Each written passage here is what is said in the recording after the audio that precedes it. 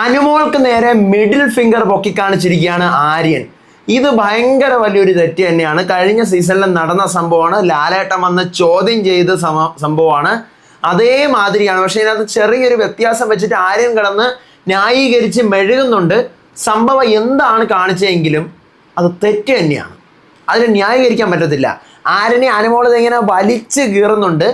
ഈ അപ്പാനിയുടെ അക്ബറിൻ്റെ ഒക്കെ വാ എവിടെ പോയിടേ? ഞാൻ അതാണ് ആലോചിക്കുന്നത്.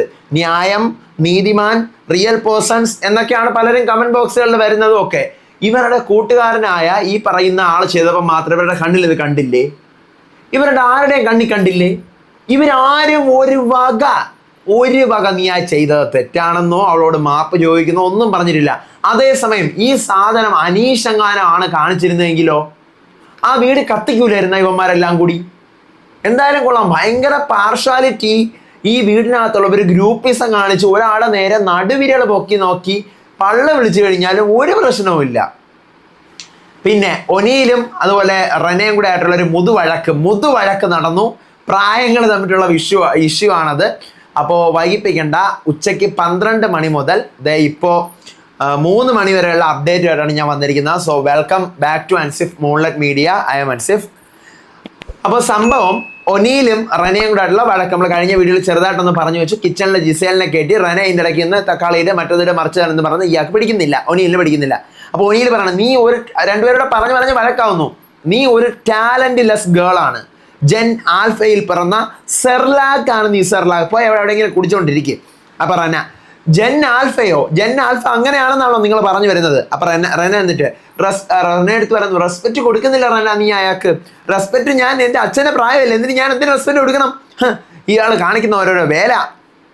ഇയാൾ എന്നെ ഒരുമാതിരി മോശമായിട്ട് കാണിക്കുകയാണ്. എന്നെ ഇങ്ങനെ ആവശ്യമില്ല. മൊത്തം വഴക്കാവുന്നു, എല്ലാവരും ഓടിക്കൂടുന്നു. റെന പാർഷ്വാലിറ്റി കാണിക്കരുത്. അപ്പോൾ ഷാരിക അവിടെ നിൽക്കുകയാണ്. നിനക്ക് എന്താണ് പ്രശ്നം? നമ്മളെല്ലാവരും കണ്ടുകൊണ്ടിരിക്കുകയാണ്. നീയാണ് അവിടുത്തെ പ്രശ്നക്കാരി. നിനക്ക് എന്താണ് പ്രശ്നം എന്ന് ചോദിക്കുന്നു. അപ്പോഴത്തേക്കും റെന ഭക്ഷണം കഴിക്കുന്നതിന് കണക്ക് പറയുന്നത് എന്തിനാ മൊഴി കരച്ചിലാവുന്നു. അവിടെ നിന്ന് കരഞ്ഞുകൊണ്ട് പോകുന്നു. ഓണിയിൽ പറഞ്ഞു കരയട്ടെ, കരഞ്ഞത് പുറത്ത് വരണം. കരച്ചിൽ ഡ്രാമയൊക്കെ വേണമല്ലോ.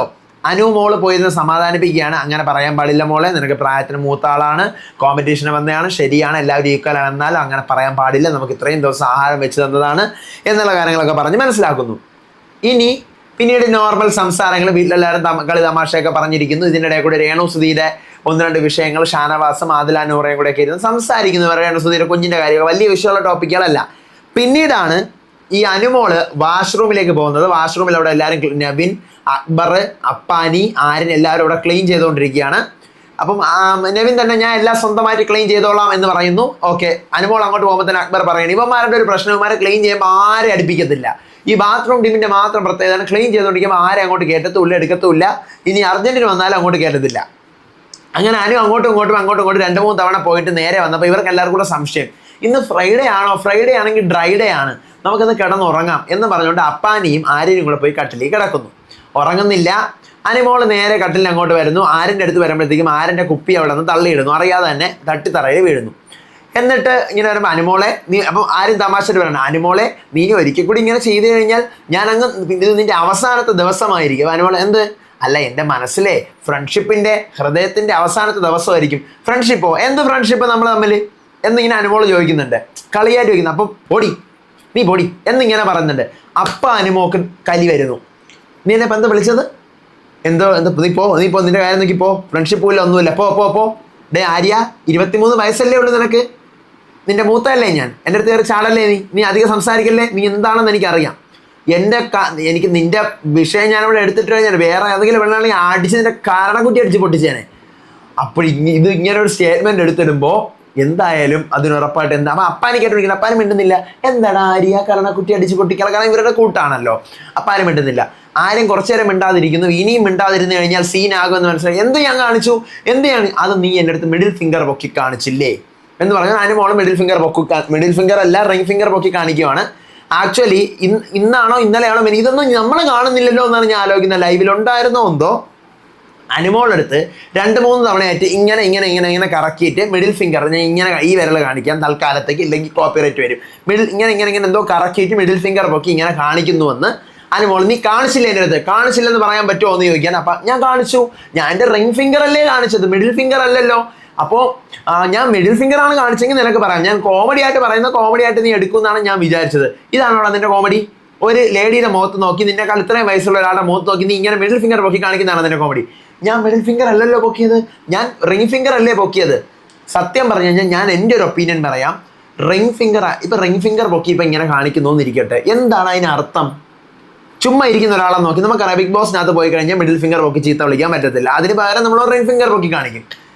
അത് തെറ്റാണെങ്കിൽ അതിനെ കിടന്ന് ഞാൻ മിഡിലല്ലല്ലോ പൊക്കിയത്, റിംഗ് അല്ലേ പൊക്കിയത് എന്ന് പറഞ്ഞുകൊണ്ട് കിടന്ന് വിളിക്കാൻ, ഇത് എന്തായാലും ലാലേട്ട വരുമ്പോൾ ചോദിക്കും.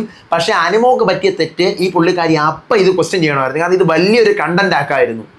ആര്യൻ ഈ പറഞ്ഞതുപോലെ ആ വീട്ടിലെല്ലാവരുടെയും ഒരു കണ്ണിൽ ഉണ്ണിയായിട്ട് നിൽക്കുന്ന ആ ഉണ്ണിയെ പറിച്ചെടുക്കാൻ അനുമോൾക്ക് പറ്റുമായിരുന്നു. അനുമോൾ റിയാക്ട് ചെയ്യുന്നുണ്ട്, പക്ഷേ അതിന് ഇത്തിരി ഒരു ഹാങ്, ആ മൊബൈലിന് ചെറിയൊരു ഹാങ് ഉണ്ട്.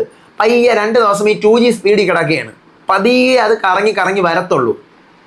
അപ്പോൾ അങ്ങനെ എന്ത് ചെയ്യുന്നു, അനുമോൾ ഈ കേസ് അവിടെ എടുത്തിട്ട് വാശാളാക്കി, നീ എന്നെ അങ്ങനെ കാണിച്ചില്ലേ, എൻ്റെ മുഖത്തൊക്കെ അങ്ങനെ കാണിക്കാൻ പാടുണ്ടോ എന്ന് ചോദിച്ചു. ഭയങ്കര പ്രശ്നമാവുന്നു, എല്ലാവരും ഓടിക്കൊടുന്നു. അപ്പാനി നീ എങ്ങനെ കാണിച്ചിട്ടുണ്ടാടാ, നീ കാണിച്ചിട്ടുണ്ടാ?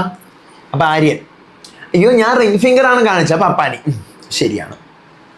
അപ്പാനി എന്ത് ചെയ്യുന്നു, ഒന്ന് ജസ്റ്റ് ഒന്ന് തട്ടി തലോട് പോട്ട് പൊന്നു മോനല്ലേ എന്ന് പറഞ്ഞിട്ട് അപ്പാനി മാറുന്നു. അക്ബർ അങ്ങോട്ട് വരുന്നു. ഇവരെല്ലാം ആര്യനെ സപ്പോർട്ട് ചെയ്യുന്നില്ല, കാരണം പെടും എന്നറിയാം, കാരണം മിഡിൽ ഫിംഗർ ആണ്, ആ കേസ് പുറത്തുവന്ന പെടും. അപ്പം ആര്യനെ സപ്പോർട്ട് ചെയ്യൂല, അനുമോളുടെ കൂടെ നിൽക്കുകയില്ല. മനസ്സിലായോ? ഇതെന്തുകൊണ്ട് അന്നേരം പറഞ്ഞില്ല അനു എന്നുള്ള സാധനത്തിലോട്ട് ഇവർ തിരിച്ചുവിട്ട്. അപ്പോഴാണ് ഞാൻ ആലോചിക്കുന്നത്, what A dirty mind all of them have. Because Akbar, Aryan, Abhilash, അതുപോലെ അപ്പാനി, ഇവർ 4 പേര് ഒറ്റ ചങ്കുമായിട്ട് നിന്നിട്ട് അവരുടെ ഒരു ഫ്രണ്ടിങ്ങിനോട് തെറ്റ് കാണിക്കുമ്പോൾ പറഞ്ഞ് മനസ്സിലാക്കി കൊടുക്കാനുള്ള ഒരു സാമാന്യ മര്യാദ കാണിക്കുക. നമ്മുടെ ശത്രുവിനെയാണ് ഓപ്പോസിറ്റ് പറയുന്നതെങ്കിലും എന്തും പറയാമെന്ന് വിചാരിച്ച് എന്തും പറയാമെന്ന് കരുതരുത്. അതെ, എന്തും പറയാമെന്ന് വിചാരിച്ചിട്ട് എന്തും പറയാമെന്ന് കരുതരുത്. അപ്പോൾ ഇവന്മാർ ഈ പറഞ്ഞ കാര്യങ്ങൾ മനസ്സിലാക്കുന്നില്ല. ഇത് ആരിന് വളം വെച്ച് കൊടുക്കും പോലെയാണ് എനിക്കത് കണ്ടിട്ട് മനസ്സിലായത്. അതൊട്ടും ശരിയായില്ല. അങ്ങനെ അതിൻ്റെ പേരിൽ ഭയങ്കര തർക്കമാകുന്നു. അനുമോൾ പിന്നീട് കുറേ നേരം അടച്ചിട്ട് നമ്മൾ അവർ ഒന്നുമില്ല, അത് വേണ്ട ഇത് വേണ്ട, അപ്പോൾ ഇനിയും ഞാനും ഇങ്ങനെ നിന്റെ പൊക്കി കാണിച്ചെങ്കിൽ വേറെ ആരെങ്കിലും നിന്റെ കാരണം അടിച്ച് പൊളിച്ചാനെ, നീ എന്താ അന്ന് പറയാത്തത്, അപ്പം പറയണവരുന്നടി. അപ്പോഴെല്ലാവരും കൂടി എന്താണു നീ അന്ന് പറയാത്തത്. അപ്പോൾ അനുവിന് ഭയങ്കര വിഷമം വരുന്നു. അനു പുറത്ത് പോയിരുന്നു കരയുന്നു. ബിൻസിയും റെനയും കൂടെ വന്ന് ആശ്വസിപ്പിച്ചിട്ട് ആരിനെ കുറിച്ചിട്ടുള്ള അങ്ങനെയാണ് ഇങ്ങനെ കിടകണയാക്കി ആക്കും എന്നൊക്കെ പറഞ്ഞുകൊണ്ടിരിക്കുകയാണ്. ഇതാണ് ഇപ്പോൾ ലൈവിൽ നടന്നുകൊണ്ടിരിക്കുന്ന സംഭവം. ഇതിനകത്ത് ആര്യൻ കാണിച്ച തെറ്റ് തന്നെയാണ്. ഇതിൻ്റെ ഇടയിൽ കൂടെ ഒരു വിഷയം പറഞ്ഞതെന്ന് വെച്ച് കഴിഞ്ഞാൽ, രഞ്ജിത്ത് മുൻഷി കിടക്കുകയാണ്.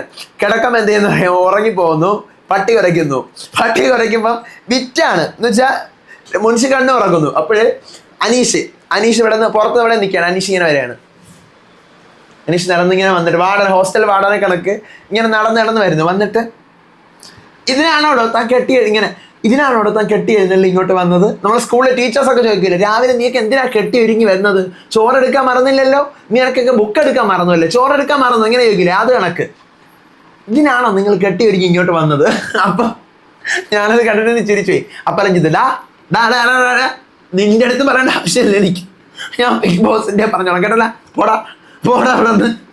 അങ്ങനെ അനീഷ് എന്ത് ചെയ്യുന്നു, രഞ്ജിത്തിൻ്റെ വായിരിക്കുന്നു കേട്ടിട്ട് തിരിച്ചു പട്ടി ചന്തയ്ക്ക് പോയ പോലെ തിരിച്ചു പോയി.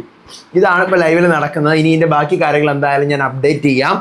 ഓക്കെ, അപ്പോൾ അടുത്ത വീഡിയോ ആയിട്ട് വരാം, വിശേഷമായിട്ട് വരാം. അപ്പോൾ അതുവരേക്കും ബൈ.